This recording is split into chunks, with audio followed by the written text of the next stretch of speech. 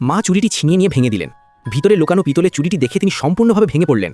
তার মেয়ে যে 15 বছর ধরে নিখোঁজ ছিল, অবশেষে তাকে খুঁজে পাওয়া গেল। পুরো পরিবার আনন্দে মেতে উঠল। কিন্তু সেই মেয়েটির মুখে ছিল এক অদ্ভুত শান্তি, কারণ সেই পিতলের চুরিটি তার ছিল না। এটি ছিল তার প্রিয়তম বন্ধুর শেষ ইচ্ছা। শুধু বেঁচে থাকার জন্য সে তার বন্ধুর পরিচয় চুরি করেছিল। দত্তক নামা মেয়েটি বাইরে থেকে উষ্ণ অভ্যর্থনা জানালেও ভিতরে ভিতরে সে ঈর্ষায় জ্বলছিল। সত্য জানতে সে গভীরভাবে তদন্ত শুরু করে, যাতে সেই মেয়েটিকে মুখোশ খুলে দিতে পারে। কিন্তু মা সঙ্গে সঙ্গে তাকে থামিয়ে দিলেন।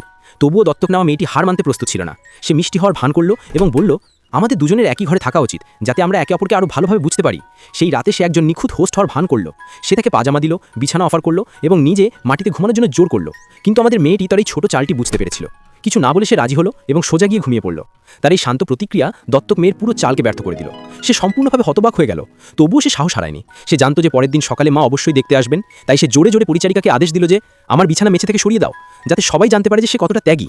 কিন্তু সে এটা একেবারেই আশা করেনি যে মা তার কোনো পরোয়াই করবেন না। মা কেবল তার আসল মেয়ের দিকে ঘুরলেন এবং আদর করে জিজ্ঞেস করলেন, বেটা, রাতে ঠিকমতো ঘুম হয়েছে কিনা। দত্তক মেয়েটির সমস্ত পরিকল্পনা শোচনীয়ভাবে ব্যর্থ হলো এবং মা মেয়ের সেই ভালোবাসার মুহূর্ত দেখে তার ঈর্ষা এবার ফেটে পড়ল।